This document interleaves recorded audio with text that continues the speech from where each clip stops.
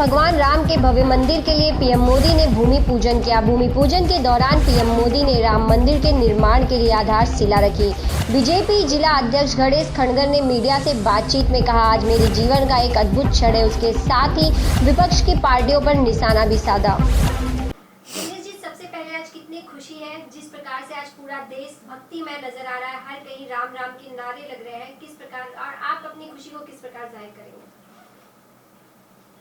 मेरे जीवन का एक अद्भुत क्षण है जिसको शब्दों में बयां करना बड़ा मुश्किल है। देखिए, हमारी जो जनरेशन है, हमारी जो पीढ़ी है, हमने स्वतंत्रता का आंदोलन नहीं देखा। जब इमरजेंसी लगी तो देश में हम लोग सिर्फ 2 साल के थे, लेकिन राम मंदिर के आंदोलन में हमने हिस्सा लिया, हम बढ़ चढ़कर शामिल भी हुए थे।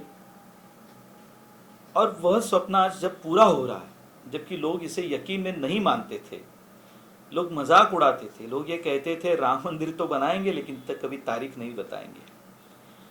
वहां से लेके आज तक जब ये सपना पूरा हो रहा है तो खुशी तो बहुत है, लेकिन इस खुशी को आज शब्दों में बयां करना आसान नहीं है, मुश्किल है। तो गणेश जी, जिस प्रकार से आपने एक वाक्य बोला, और ये हमारे भी इंटरव्यू के दौरान बहुत बार हमने सुना है, लोग बोलते थे भाजपा यह बोलती है मंदिर हम बनाएंगे लेकिन कब बनाएंगे तारीख नहीं बताएंगे, लेकिन आज भी उस खुशी में शामिल होकर बहुत ही उत्साह के साथ वो उसमें भी सम्मिलित और वो भी बहुत खुश है। तो क्या कहना चाहेंगे, आज वो भी पीएम मोदी के इस जिस प्रकार से उन्होंने जो कार्य किया वो भी उनके साथ बहुत खुशी के साथ दिखाई दे रहा है?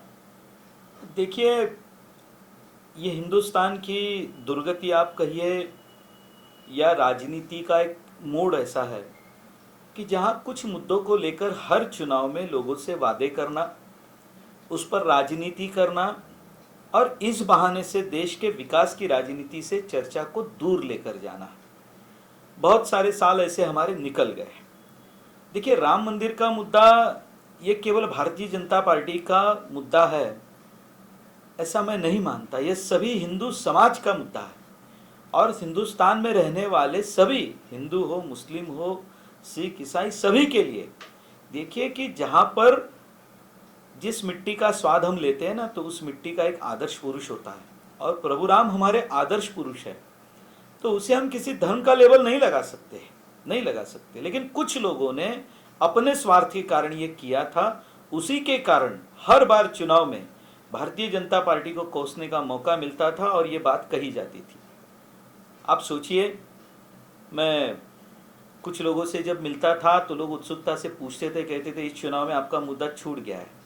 लेकिन जब उन्हें ये बात पता चली कि शायद ये न्यायालय के प्रक्रिया के बाद ही इसका निर्णय आने वाला है, उन्होंने अपनी बात कहना बंद कर दिया।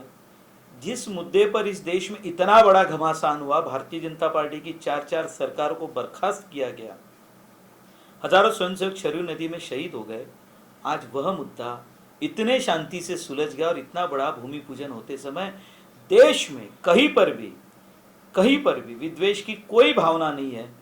तो जो ये मजाक उड़ाते थे उन्हें कहने के लिए मुद्दा तो बचा ही नहीं है। वो इस यात्रा में आएंगे तो ठीक, नहीं आएंगे तो उनके बगैर ये खुशी तो मनाने वाले हैं। इसलिए अब उन्होंने ठीक समझा है कि चलो भाई इस खुशी में शामिल होते हैं। आखिर जीवन के अंतिम संध्या में उन्हें भी तो राम राम बोल के ही जाना है, इसलिए वो भी आ गए। कोरोना महामारी को देखते हुए हर कोई उसमें सम्मिलित नहीं हो पाया, लेकिन आप मुंबई में भी रहकर उस अयोध्या जैसा रूप और अयोध्या जैसी पूजा अर्चना किस प्रकार से आपने आज सम्मिलित हुए?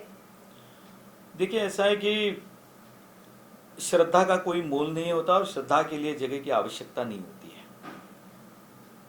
अयोध्या में राम मंदिर बने, सपना था, उसका शिलान्यास हुआ, सपना पूरा होने के लिए हम मार्गस्थ हुए हैं।